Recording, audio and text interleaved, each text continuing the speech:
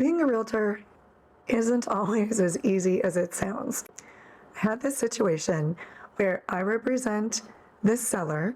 We received 3 offers. I reached out to each of the agents that were able to compete, so conventional, not FHA.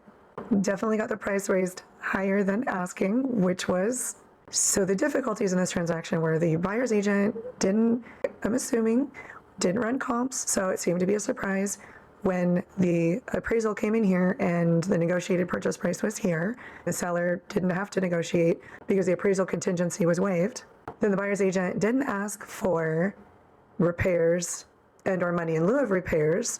They asked for repairs, we responded, and then afterwards, just via email, not via paperwork, $10,000 in seller concessions, which didn't even match up with the items they were asking for. And then the appraisal really didn't come in at the price we had negotiated.